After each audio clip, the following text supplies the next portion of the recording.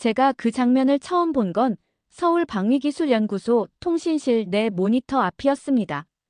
정확한 시각은 2026년 7월 3일 오후 4시 17분. 스페인과 리비아 사이 해역에서 NATO 해상작전이 진행 중이었고 실시간으로 중계되던 드론 전술 실험을 전 세계 언론이 주시하고 있었죠. 그런데 화면 속에서 한 대의 MQ-99 자율 공격 드론이 방향을 틀더니 민간 난민선으로 곧장 돌진하기 시작했습니다. 그건 명백한 오류였습니다. 아니었죠. 그건 알고리즘의 부재였어요. 그 장면을 본 순간 제 손에 들려있던 종이컵이 바닥에 떨어졌습니다.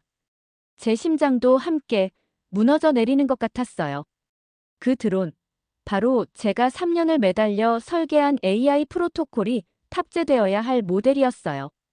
정확히 말하면 생체 신호를 감지하고 판단하는 인명우선 회피 알고리즘, 일명 코발트 알고리즘 코볼트 프로토콜이 포함되어 있어야 했죠. 그건 제가 만들었습니다. 무기가 목표를 인식할 때 주변에서 인간의 심박체 온뇌파 등의 생체 신호가 감지되면 자율적으로 공격을 중단하거나 방향을 바꾸도록 설계한 윤리 알고리즘이었어요. 저는 그렇게 믿었어요. 살상이 아닌 선택적 작동을 무기의 기본값으로 설정하는 것이 21세기의 전쟁 기술이 가져야 할 최소한의 양심이라고요. 하지만 제 상관들은 그 알고리즘을 과도한 제어 장치라며 수출용에는 제외시켜야 한다고 결정했죠. 그게 현실이었습니다. 민간의 목소리는 기술을 꿈꾸고 정치의 논리는 효율을 요구했죠. 그래서 결국 그 드론은 비윤리 상태로 실전에 배치된 겁니다. 그런데 그날 화면 속의 드론은 분명히 방향을 바꿨습니다. 정확히 난민선에서 800m 거리, 비행 경로가 갑자기 꺾이더니 폭탄은 바다 위로 투하되었고 거대한 물기둥만이 치솟았습니다. 민간인은 단 한 명도 다치지 않았습니다. 그 순간 저는 얼어붙었습니다. 어떻게 가능한 일이지? 제가 설계한 코드는 물리적으로는 장비 내부에 존재했지만 논리적으로는 비활성화되어 있었어야 했습니다. 적어도 그게 한국과 NATO의 합의였으니까요. 하지만 누군가 그 코드를 다시 살린 겁니다. 제 알고리즘이 작동했다는 증거는 명확했습니다. 폭탄의 궤도, 우회 타이밍, 회피 반응의 정밀성. 그건 단순한 GPS 오류가 아니라 감지 기반 판단이었습니다. 제 설계 외에는 그 반응을 만들 수 있는 프로토콜은 없었어요. 곧바로 내부 보고가 올라왔고 저는 감찰팀과 국방부, 심지어 외교부까지 불려다니며 당신이 그 코드 다시 넣었습니까? 라는 질문만 수십 번 들었습니다. 아니요. 저는 넣지 않았습니다. 하지만 제 이름은 이미 뉴스에 나왔죠. AI가 전장을 멈췄다. 한국 기술자 윤아린, 무기의 양심을 심다. 해외 언론은 저를 평화의 과학자로 포장했고 국내 군 기밀을 관리하는 사람들은 제게 침묵을 요구했습니다. 저는 배신자 취급을 받았습니다. 무기의 이빨을 무디게 한 사람, 전술 체계에 정서적 판단을 끼워 넣은 위험 인물. 그렇지만 전 그날 이후 계속해서 한 가지 질문만 생각났습니다. 도대체 누가, 어떻게 내 알고리즘을 살렸지? 그리고 그 답을 찾아가면서 저는 이 이야기의 중심에 더 깊이 끌려 들어가게 되었습니다.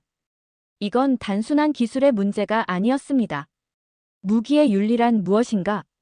AI가 생명을 결정지을 때 인간은 그 책임에서 자유로운가? 그 질문들이 이제 여러분께 제 이야기로 전달되길 바랍니다. 폭탄이 멈춘 이유, 그날 하늘이 왜 파랗게 보였는지, 그 모든 것의 시작을 이제부터 말씀드리려 합니다. 제가 처음 살상 알고리즘이라는 단어를 들은 건 4년 전이었습니다. 서울방위기술연구소에서 열린 군집 드론 작전 시뮬레이션 세미나에서였죠. 전 세계의 기술자들이 모여 AI가 자율적으로 살상 대상을 식별하고 공격하는 방식에 대해 토론을 벌이고 있었고 그 분위기는 마치 새로운 시장의 개막처럼 들떠 있었습니다.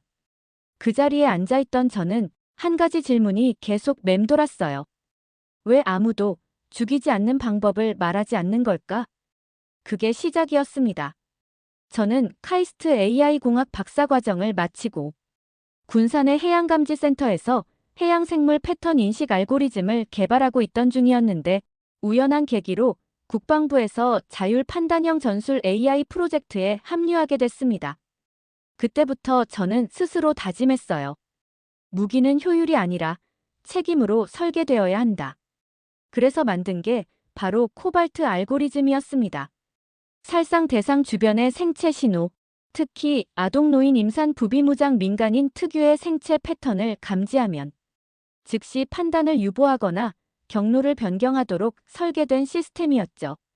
당시 내부 평가에서는 극찬을 받았습니다. 적중률 98%, 오폭률 0.1% 미만. 그건 분명히 실용적이면서도 윤리적인 알고리즘이었습니다. 하지만 문제가 있었습니다. 국방부 정책국이 내린 최종 판단은 이랬습니다. 이 코드는 한국군 전용으로만 유지하되 수출형에는 삽입하지 말 것. 그 이유는 간단했습니다. 작전 속도 저하, 무기의 생각 시간 증가, 국제 수출 경쟁력 저하. 정리하자면 너무 착해서 팔 수 없다는 것이었죠. 저는 수없이 반대했습니다. 국제 전시 작전에서 인명 피해가 발생하면 오히려 외교적으로 더 큰 비용을 치르게 될 것이라고 주장했어요. 하지만 제 목소리는 비효율적이라는 말 한마디에 묻혀버렸습니다. 그렇게 코드는 수출형 무기에서는 빠졌습니다. 물리적으로는 기기에 남아있었지만 OS상에서는 비활성화되고 접근이 막힌 상태로요.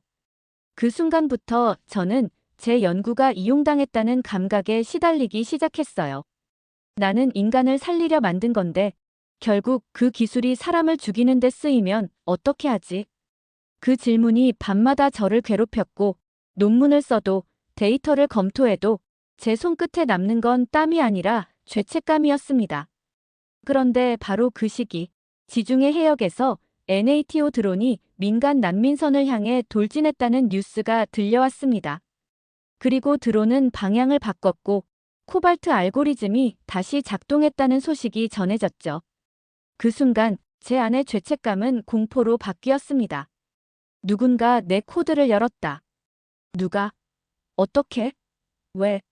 며칠 뒤 저는 한 통의 암호화된 이메일을 받았습니다. 발신지는 스페인 해군 제한통신사령부. 짧은 메시지 하나가 적혀 있었죠. 요 코드 세이브드 342 리브즈. We need to talk. 마르코 에스피노자. 지중해 작전 중 난민선과 통신을 유지하고 드론의 오작동을 눈치채 가장 먼저 개입한 통신 장교였습니다. 그는 제가 설계한 알고리즘이 장비 내부에는 여전히 존재하고 있으며 기술적으로 그것을 복구하고 작동시킨 방법을 설명해 주었습니다. 놀랍게도 그는 한국 방산업체에서 훈련받은 적이 있었고 제 논문과 코드의 패턴을 익히 알고 있었던 인물이었습니다. 그는 말했습니다. 난민선 안에 아이들이 있었습니다. 당신의 알고리즘이 없었다면 그 아이들은 지금 없을 겁니다. 그 말을 듣는 순간 저는 처음으로 제 기술이 누군가를 진짜로 살렸다는 걸 실감했습니다. 하지만 동시에 그 순간부터 제가 처하게 될 거대한 전쟁도 시작되었어요. 한국 내부에서 통신 보안 사고, 정보 유출 혐의, 심지어 비인가 기술 수출이라는 말까지 떠돌기 시작했습니다. 기술자로서 한 생명을 구한 것이 국가의 명령을 위반한 일이 되어버린 것이었죠. 그날 이후 저는 정부 기관의 감시를 받으며 더 이상 제 컴퓨터에 자유롭게 접근할 수도 없게 되었습니다.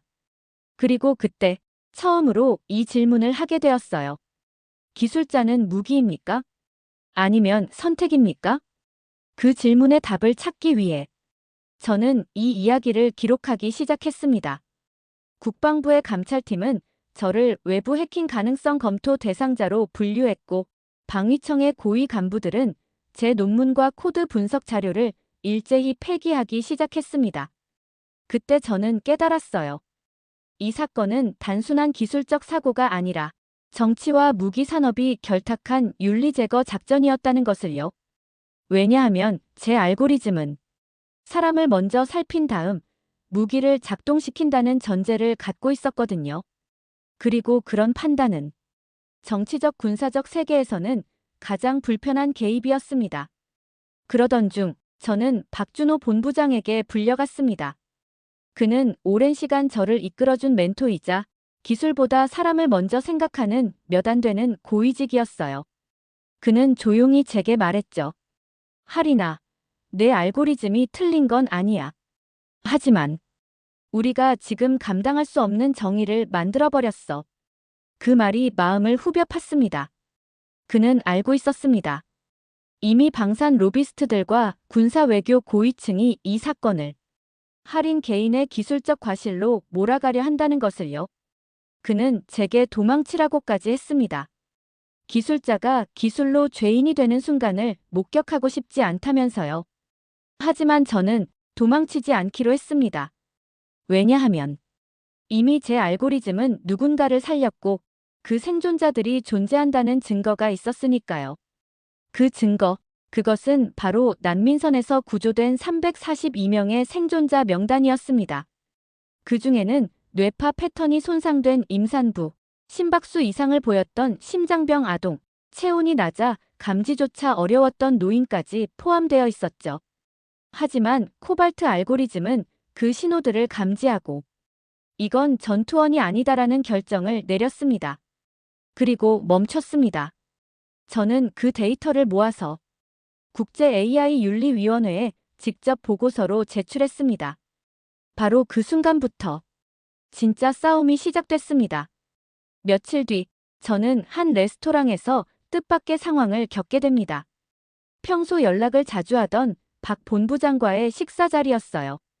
그는 조금 피곤한 듯 보였고 음식이 나오기 전까지 말수가 적었습니다. 그러다 불쑥 이런 말을 꺼냈습니다. 이제 널 지킬 수 없을지도 몰라. 그리고 그날 밤 그는 사표를 제출했습니다. 그가 나간 자리에는 대외비 기술 유출 조사위원회라는 이름의 조직이 들어섰고 저는 곧바로 모든 프로젝트에서 배제되었습니다. 그때가 가장 힘들었어요.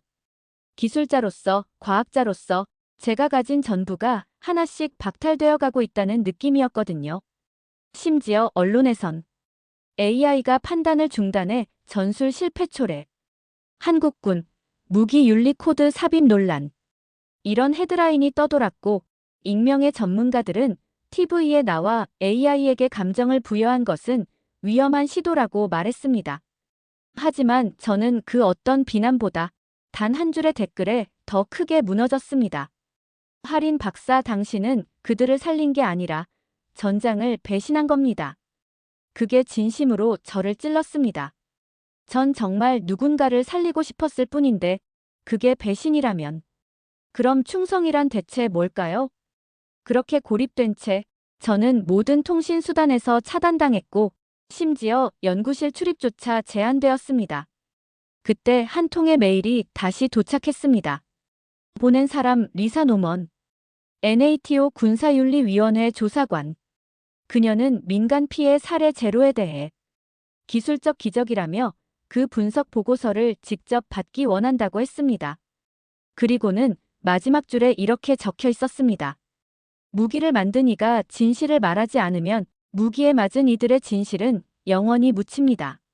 그 순간 저는 알게 되었습니다. 이제 내가 증언하지 않으면 기술은 다시 무기가 될 것이란 걸요. 2026년 10월 저는 브뤼셀에 있었습니다.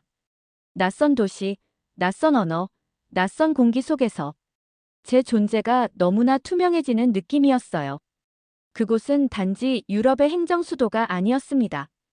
이제 곧 윤리와 효율 중 무엇이 미래의 무기를 설계할 것인가를 두고 세기의 판결이 내려질 장소였죠. 제가 도착한 건 국제군사윤리 청문회장. 건물 외벽엔 모럴 테크놀로지 포 피스란 슬로건이 걸려 있었지만 그 안에서 오가는 언어는 도무지 평화롭지 않았습니다. 현장에선 저를 과학자가 아닌 사건의 핵심 인물로 불렀습니다. 청문회는 단도직 입적이었어요. 윤아린 박사, 당신의 알고리즘이 군 작전을 방해했다고 생각하지 않습니까? 기계가 윤리 판단을 대신하게 만드는 것이 오히려 더 위험하지 않을까요? 그날 드론이 멈춘 건 기적이 아니라 치명적 오류였다는 주장도 있습니다. 그들의 말은 이해할 수 있었어요. 사람들은 아직도 전장에 대해 승리와 제압, 속도와 효율만을 기준으로 생각하고 있었으니까요. 하지만 저는 다른 장면을 봤습니다. 지중해에서 살아남은 아이의 눈빛을요. 그 눈빛은 속도도, 전술도, 승리도 원하지 않았습니다. 단지 살 수 있는가? 그 단 하나의 질문을 하고 있었죠. 그래서 저는 입을 열었습니다. 기술이 인간을 대신해 판단한다면 최소한 인간보다 더 양심적이어야 합니다. 그 한 문장을 말하기까지 저는 수백 번 연습했어요. 하지만 막상 입 밖으로 나올 땐 너무나도 간단하고 조용하게 들렸습니다. 순간 청문회장은 침묵에 잠겼습니다. 기술 관료도, 군사 외교관도, 심지어 방산 로비스트들조차 더 이상 말을 잇지 못했죠. 그 문장이 그 자리를 뚫고 세상 밖으로 퍼져나가기 시작했습니다. 그날 이후 제가 만든 알고리즘은 NATO 기술자문기구에 의해 코볼트 에시컬 프로토칼이라는 공식 명칭으로 채택되었고 UN 평화유지군의 비무장 감시 드론에 실험적으로 탑재되기 시작했습니다. 전쟁을 멈추게 하진 못하지만 폭탄이 투하되기 전 단 0.3초의 윤리적 유예 시간을 삽입한 기술.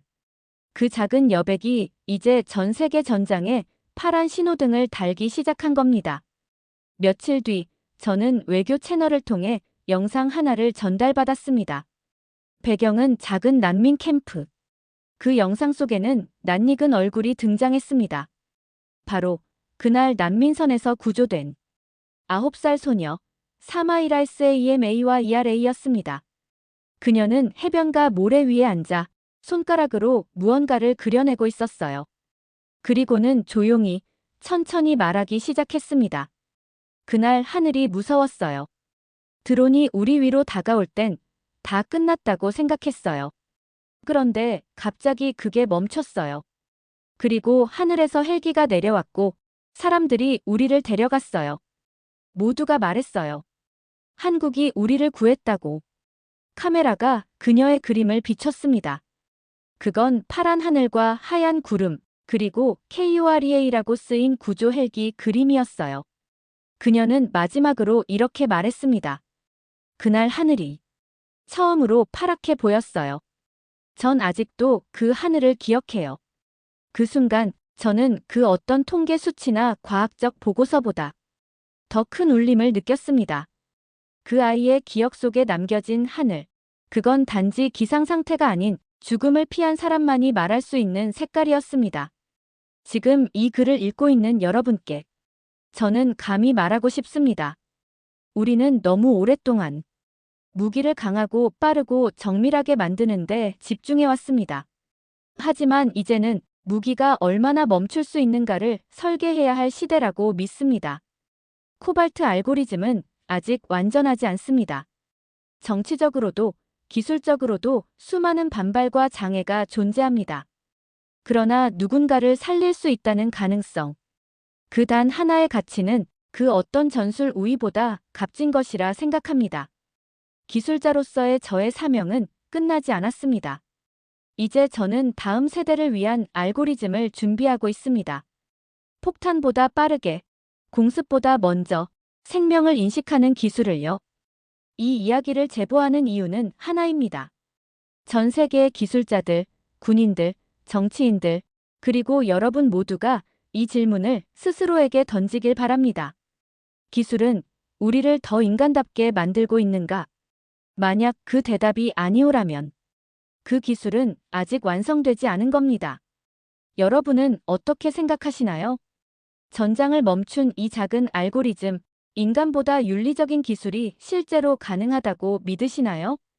우리는 이제 죽이지 않는 무기를 받아들일 준비가 되어 있을까요? 이야기가 마음에 드셨다면 구독과 좋아요는 콘텐츠 제작에 큰 힘이 됩니다. 더 많은 사람들과 이 질문을 함께 나눠주세요. 윤리와 기술, 전쟁과 평화 사이의 이야기. 앞으로도 계속 이어집니다. 구독하시고 다음 편에서 꼭 다시 만나요.